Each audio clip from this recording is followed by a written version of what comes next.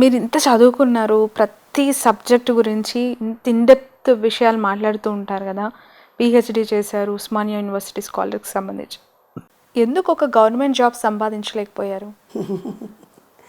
Government job చేస్తే literally పొద్దున్న లేవాలి, రెడీ అవ్వాలి, పిల్లలను చదివించడం కోసమని జిల్లా హెడ్ క్వార్టర్లో ఉండాలి, పోవడము 2 గంటలు, గంటన్నర, మళ్ళీ రావడము 1 గంటన్నర 2 గంటలు, అక్కడ 8 గంటలు పని చేయాలి, వచ్చేసరికి అలసిపోవాలి, ఇంత చాయ్ తాగాలి, టీవీ చూడాలి, తినాలి, పడుకోవాలి, పొద్దుగా లేవాలి, బాక్స్ పెట్టుకోవాలి, పోవాలి, ఆడ తినాలి, రావాలి, తినాలి, పడుకోవాలి, బాక్స్ పెట్టుకోవాలి.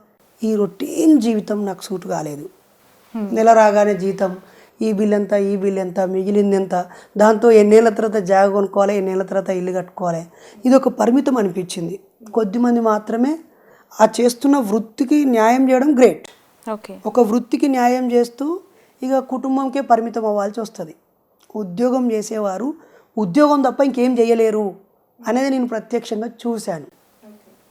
నేను 2006లో నాకు ఉద్యోగం వచ్చింది ఉపాధి హామీ పథకంలో. 2005లో బండ్లపల్లి అనంతపురంలో సోనియా గాంధీ గారు, మన్మోహన్ సింగ్ గారు, రాజశేఖర రెడ్డి గారి ఆధ్వర్యంలో 100 రోజుల పని అని ఎన్ఆర్ఈజీఎస్ పెట్టారు. అది సరిగా జరుగుతుందా లేదా అని సమాచార హక్కు చట్టం 2J ప్రకారంగా ప్రజలే ఒక సముదాయంగా ఏర్పడి దాన్ని ఆడిటింగ్ చేసేటువంటి సోషల్ ఆడిట్ అనే కాన్సెప్ట్ పెట్టారు.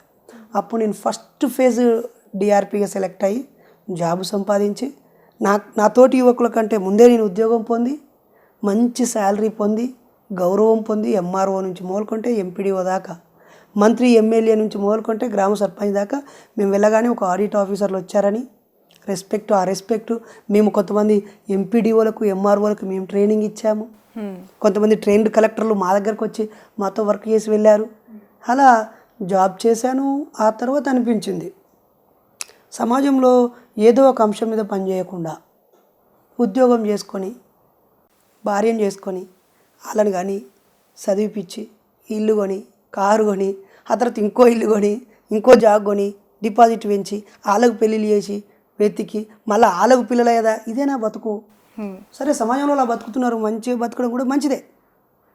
ఆడికే పరిమితమా నా జీవితం అని అనిపించినప్పుడు నేను 2009 ప్రారంభంలో నాకు ఈ ఉద్యోగం వద్దు అని స్వచ్ఛందంగా రాజీనామా చేశాను.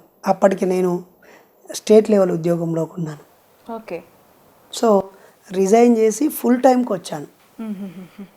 ఓకే. తర్వాత సైకాలజిస్టుగా స్థిరపడ్డాను. ఒక్కో క్లాస్కి 5,000 తీసుకున్న రోజు ఉంది, ఒక్కో రోజు 20,000 రూపాయలు తీసుకున్నది ఉంది, 2 రోజులకి 50,000 రూపాయలు తీసుకున్నది ఉంది. జైలులో ఖైదీలకి కౌన్సిలింగ్ ఇచ్చాను, ఉరి శిక్ష పడ్డ వాళ్ళకి ఇచ్చాను, ర్యాగింగ్ జరిగిన చోట ఐఏఎస్లు ఐపీఎస్లు పిలిస్తే వెళ్ళాను. హాస్టల్ శిక్ష పడిన వాళ్ళకి ఏం కౌన్సిలింగ్ ఇచ్చారు? అంటే వాళ్ళు డిప్రెషన్లోకి వెళ్తూ ఉంటారు కదా, ఇంకొక నెల రోజుల తర్వాత వాళ్ళకి క్యాపిటల్ పనిష్మెంట్ ఉంటుంది. ఈ నెల రోజులు వాళ్ళు డీలా అయిపోయి అనారోగ్యం పాలైపోవడం లాంటివి కూడా జరుగుతూ ఉంటాయి. కాసేపు ఆయనతో మాట్లాడాయా అంటే నేను ఏదో తెలియకుండా మాట్లాడేస్తుంటే ఆయన త్వరలో వృద్ధి అయిపోతున్నామని చెప్తే నాకే కళ్ళకి నీళ్ళు వచ్చాయి. అప్పుడు అన్న నీ ఆలోచనలన్నీ రాయి, నువ్వు సందర్భం ఉందా అలా ఉరి శిక్ష? చాలా నేను విశాఖపట్నం సెంట్రల్ జైలుకి వెళ్ళాను, రాజమండ్రి సెంట్రల్ జైలుకి ఇప్పుడు తీసేశారు, వరంగల్ సెంట్రల్ జైలుకి వెళ్ళాను, ఇప్పుడు తీసి ఇంకో చోట ఓపెన్ ఎయిర్ జైలు చేశారు, చెర్లపల్లికి వెళ్ళాను, తర్వాత చెంచల్గూడకి వెళ్ళాను, కరీంనగర్ జైలుకి వెళ్ళాను, పార్థసారథి గారు ఉండేవారు, ఋషీంద్ర అని ఖమ్మం జైల్లో ఉండేవారు, తర్వాత నిజామాబాద్ జిల్లాకి శివకుమార్ అని జడ్జి గారు పిలిస్తే వెళ్ళాను.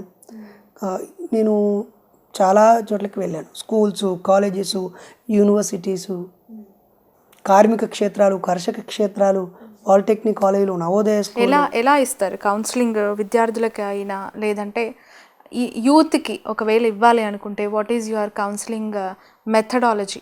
ఒకటి సైకాలజీ, ఎంఎస్సి సైకాలజీ చదివినప్పుడు మా గురువులు మనస్తత్వ శాస్త్రం, మనిషి ఎలా ఆలోచిస్తాడు, ఈగో సూపర్ ఈగో ఎలా పనిచేస్తాయి, అతను అగ్రెసివ్గా ఉండడానికి దారితీసే పరిణామాలు ఏంటి, దాన్ని కంట్రోల్ చేసుకోవడానికి ఉన్న పరిష్కారాలు ఏంటి అని మాకు బోధిస్తారు. అలా 2 years చదువుకున్నాము, ప్రాక్టికల్స్ చేసాము.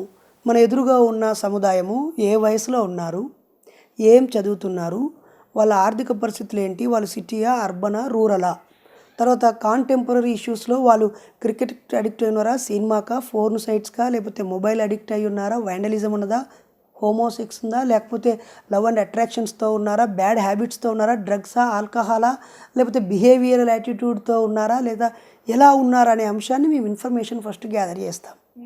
What the need. మాకు వచ్చింది చెప్తే మేము సైకాలజిస్ట్ ఎందుకు, ఇంకా మా పనే ఉంది. సో అక్కడ ఏం అవసరం ఉందో ముందు తెలుసుకొని ఆ అవసరానికి తగ్గట్టుగా వీళ్ళకి ఏ ఎగ్జాంపుల్ ఇవ్వాలి, ఏ స్టోరీ చెప్పాలి, ఏ రియల్ లైఫ్ ఎగ్జాంపుల్ ఇవ్వాలి, ఏ మహనీయుల లైఫ్ హిస్టరీలోని ఎగ్జాంపుల్ ఇవ్వాలి, ఎలా ఉండాలి అనేది వాళ్ళ నుంచి ఆన్సర్ రాబడుతూ, సమస్యను గుర్తిస్తూ, పరిష్కార మార్గాల్ని చూపిస్తూ, ఇన్ని మార్గాలు ఉన్నాయి మీరు ప్రయత్నించండి అని మళ్ళీ వాళ్ళనే యజమాని చేసి ఒక మంచి తెలిసిన అన్నయ్యలాగా, ఒక చిన్నాన్నలాగా, బాగా దగ్గరి ఆప్తమిత్రులాగా మారి మా పాత్ర మేము పోషించి మూవ్ అవుతాం. ఓకే. ఏంటి మీ డిజిగ్నేషన్ ఏమని చెప్పుకుంటారు మీరు? అంటే what is Bairi Naresh? After getting PhD I'm a PhD scholar. అంతకుముందు research scholar. Okay. So PhD అనేది చదువులో చాలా ఉన్నతమైనది, టాప్ది. మన ఉస్మానియా యూనివర్సిటీ నుంచి తీసుకున్నాను కాబట్టి ఆఫ్టర్ పిహెచ్డి అయితే డాక్టర్ బైరి నరేష్ అని ఐ ప్రౌడ్లీ సే. దానికంటే ముందు అయితే నేను ఒక సామాజిక కార్యకర్తని, ఒక మెజీషియన్ని, ఒక సైకాలజీ కౌన్సిలర్ని, ఒక స్పీకర్ని. ఒకవేళ ఒకే వర్డ్తో చెప్పాల్సి వస్తే, ఓన్లీ వన్ వర్డ్ చెప్పాల్సి వస్తే, I'm a Indian Ambedkar right అని చెప్తాను. అలాంటి అంబేద్కర్ అడుగుజాడల్లో అంబేద్కర్ భావజాలాన్ని పునికి పుచ్చుకొని ముందుకెళ్తున్నానని చెప్తూ ఉంటారు కదా. అంబేద్కర్ కోరుకున్నది ఇది కాదు, బైరి నరేష్ చెప్తూ ఉన్నదంతా కూడా నిజం కాదు, అంబేద్కరిజాన్ని కూడా బైరి నరేష్ తప్పుదో పట్టిస్తున్నారు అని చెప్పి అనే వాళ్ళకి మీ సమాధానం ఏంటి? ఒక్కసారి దయచేసి మీ ఫోన్లో ఉన్నటువంటి డాటా ఆన్ చేసి బాబాసాహెబ్ అంబేద్కర్ ఇచ్చిన 22 ప్రతిజ్ఞలు అని మీరు కొట్టండి. ప్రజలారా, మీ ఫోన్ తీసుకొని బాబాసాహెబ్ అంబేద్కర్ 22 ప్రతిజ్ఞలు అని కొట్టండి. 1956 అక్టోబర్ 14వ తేదీన 5.5 లక్షల మంది ప్రజల ముందు బాబాసాహెబ్ అంబేద్కర్ గారు తన 65 సంవత్సరాల జీవితంలో తాను చనిపోవడానికి 2 నెలల ముందు ఆయన చేసిన ప్రతిజ్ఞల్ని మీరు చదవండి. అప్పుడు బైరి నరేష్ బాబాసాహెబ్ బాటలోనే వెళ్తున్నాడని మీకు అర్థమైద్ది. మొదటి 22 ప్రతిజ్ఞలో మొదటిది, నేను బ్రహ్మ విష్ణు మహేశ్వర్లను దేవుళ్ళుగా అంగీకరించను, పూజించను అని రాశాడు. ఇది నా పైత్యం, నా బలుపు కాదు, నా సొంత మాటలు కావు. మీరు చదవండి, అది తప్పైతే నాకు చెప్పండి, మార్చుకుంటాను. రెండోది, నేను రాముడు, కృష్ణుడు, రకరకాల దేవీ దేవతలను అవతార పురుషులుగా అంగీకరించను, పూజించను అని చెప్పేశాడు. గౌరీ దేవత నవరాత్రి ఉత్సవాలు కానీ, గణపతి నవరాత్రి ఉత్సవాలు కానీ నేను జరపను, వాళ్ళని దేవుళ్ళుగా అంగీకరించను, పూజించను అని చెప్పాడు. మూడోది. నాలుగోది, నేను ఏ దేవీ దేవతలను, ఐదర్ ఇస్లామా, ఐదర్ క్రిస్టియనా, పార్సియా, సిక్వా, ఇంకేదైనా, నేను ఏ దేవీ దేవతలను అంగీకరించను, పూజించను. ఇంకా 22 మిగతాయి మీరు చదువుకోర్రి. ఈ 4 వాక్యాలు, ఫస్ట్ 4 వాక్యాలు వీటికి విరుద్ధంగా మాట్లాడుతున్నానా నేను? ఆయన రాసిన రాముడు కృష్ణుడు రహస్యాలనే పుస్తకం చదవండి, మీకు దండం పెడతా. లేదా బైరి నరేష్ అనే యూట్యూబ్ ఛానల్లో ఆ పుస్తకంలో నేనే చదివి ఒక్కొక్క పదం వివరించాను, చదవండి. లేకపోతే హిందూ మతంలో ఉన్న చిక్కుమడులు అనేటువంటి బుక్ ఆయన రాశాడు కదా, రివల్యూషన్ కౌంటర్ రివల్యూషన్ అనే బుక్ ఆయన చదవండి. కుల వ్యవస్థకి సంబంధించి కూడా బాగా రాశాడు, కుల నిర్మూలన అనే పుస్తకం రాశాడు. ఆ బుక్ ని ఫాలో అవుతానని చెప్తూ ఉన్నప్పుడు మరి ఆయన బౌద్ధ మతానికి సంబంధించి కూడా కొంత నమ్మకం, విశ్వాసం కలిగి ఉన్న వ్యక్తి కదా. మరి బైరి నరేష్ కి అలాంటి ఉద్దేశం ఎందుకు లేదు అంబేద్కరిజాన్ని నమ్ముకున్నప్పుడు? అంబేద్కర్ గారు యోలా మహాసభలో 1935లో నేను హిందూగా పుట్టాను, కానీ నేను హిందూగా చచ్చిపోను, పుట్టుక నా చేతులు లేదు కాబట్టి పుట్టాను, చచ్చిపోయే నాటికి నేను కులం లేకుండా బతుకుతాను అని చెప్పాడు. అలా 20 సంవత్సరాల పాటు ఏ కులం లేకుండా, మతం లేకుండా, దేవుడు లేకుండా ఆయన ప్రజల కోసం జీవించిండు. నేను అట్లా 20 ఏళ్ళు బతుకుతా. ఆ తర్వాత కూడా నాకు తప్పనిసరిగా మతమే కావాలి, మతం కాదు ధర్మం అన్నాడు.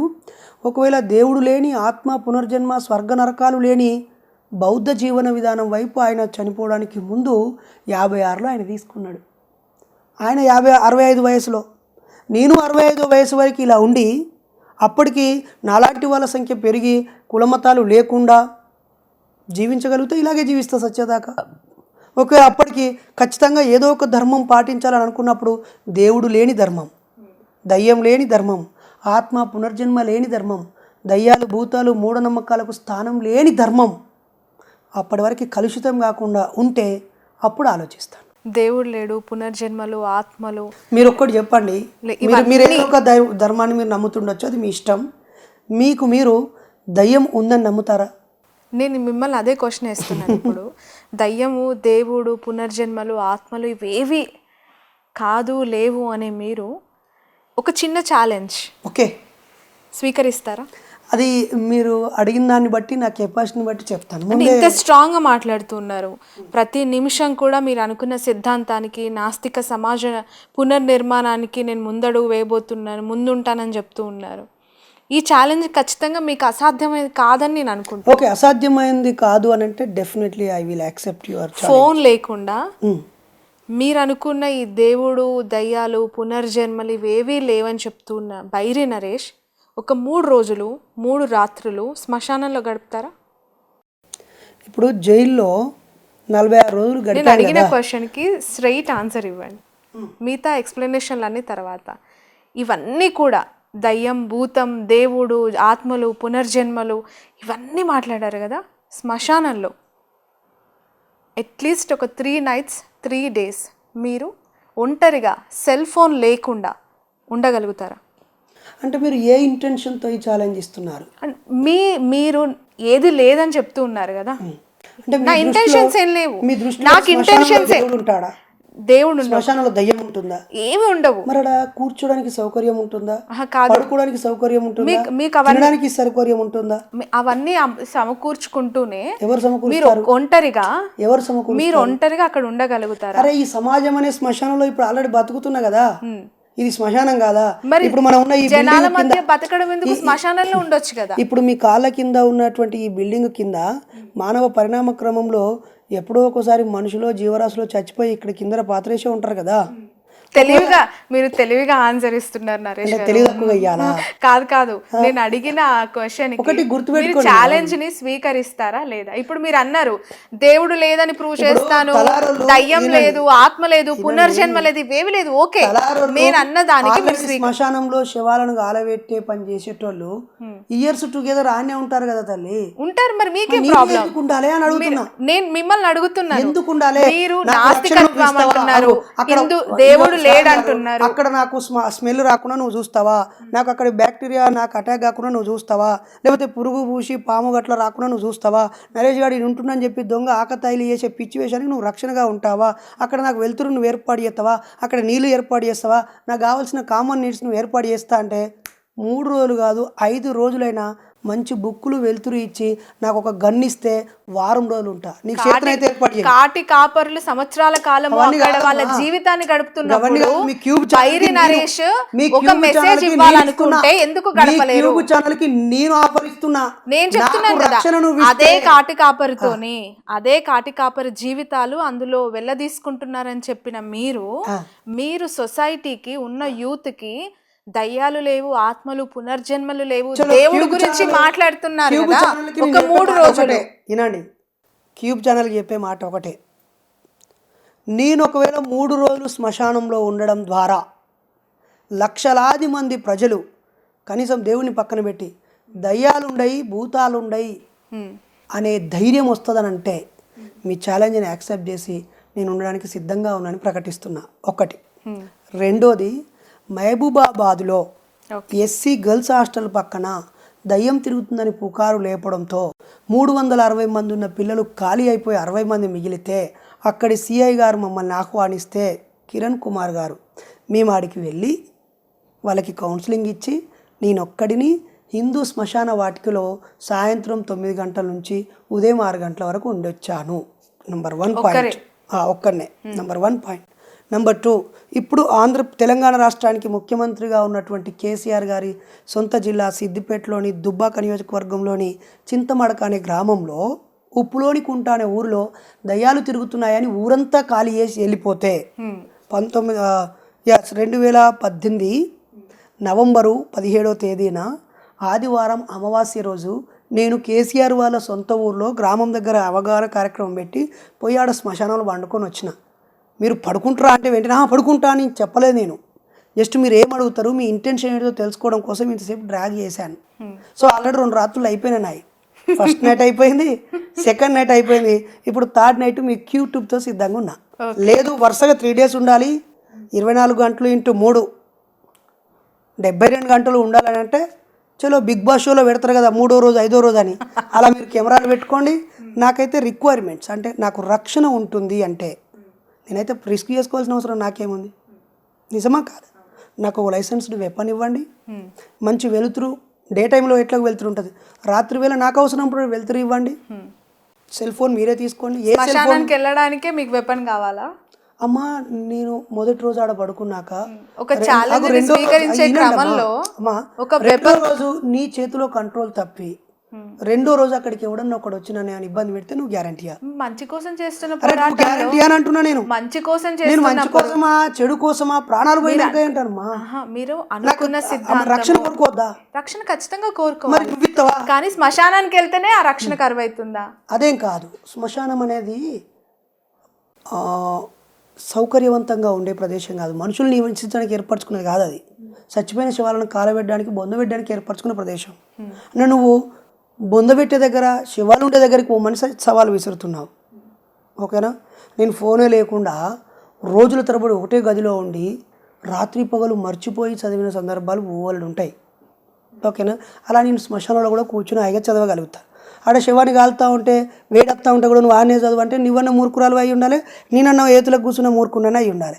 లేకపోతే ఆ బొందలలో పురుగులు, పాములు, తేళ్ళు, చెత్త చెదారం, మురుగు వాసన వస్తుంటే అటు నువ్వు భరించి నువ్వు అనారోగ్యం పారుగామా అంటే నీకనే తెలివి లేకుండా ఉండాలి, నాకనే తెలివి లేకుండా. అంటే శవం కాలుతూ ఉంటే దహన సంస్కారాలు అయ్యి అక్కడ చిత్తి మీద ఇదవుతూ ఉంటే నేను కూర్చొని చూడమనేది నా ఉద్దేశం కాదు. మరి నీ ఇంటెన్షన్ ఏంది? కాటి కాపరులు సంవత్సరాల కాలం అదే వృత్తిగా జీవనాధారంగా నాకు 2 డిమాండ్ గడుపుతూ ఉన్నప్పుడు మీ సిద్ధాంతాలు మీరు అనుకున్నవి దేవుడు, దయ్యం, జన్మలు, పునర్జన్మలు ఇవేవీ లేవని నమ్మిన వ్యక్తిగా ఈ జనరేషన్కి మీ ద్వారా ఇచ్చే చాలా సార్లు సజీవ సమాధి అయ్యాను తల్లి నేను. ఓకే, హుజరాబాద్లో పివి నరసింహారావు చదివిన గవర్నమెంట్ హై స్కూల్లో సజీవ సమాధి అయినా. అలా ఈ రాష్ట్రంలో ఉన్న అనేక ప్లేసుల్లో సమాధి అయి బయటకు వచ్చినాం. ఓకేనా? మీరు చెప్పినటువంటి ఛాలెంజ్లో కొంత డిస్కంఫర్ట్ ఉంది. ప్రమాదం లేకపోతే సిద్ధం.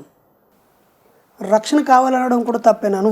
రిస్క్ తీసుకొని సావమంటే నేను కావాలా? నువ్వేదో రెచ్చగొట్టి ఎలగొట్టిన నేను పోయి ఏట్లో 3 రోజులు అంటే అట్లీస్ట్ మీరు అనుకున్నవి మీరు రక్షణతో ఉండే ఛాలెంజ్ అయితే 100% మీరు స్వీకరిస్తారు. ఎన్నోసార్లు మా పిల్లల్ని చిన్న పిల్లలప్పుడు ఆ టీవీ చూసుకుంటే భయపడుతూ ఉంటే వారిని వీళ్ళు టీవీ చూస్తే గిల్ల భయపడతారని చెప్పి వానికి రిమోట్ ఇచ్చి టిక్కని ఒత్తురా వచ్చిన అయిపోయిందా అయిపోయింది, మళ్ళీ ఆన్ చేయరా ఆన్ అయింది, మళ్ళీ దయ్యం ఒత్తురా అయిపోయింది.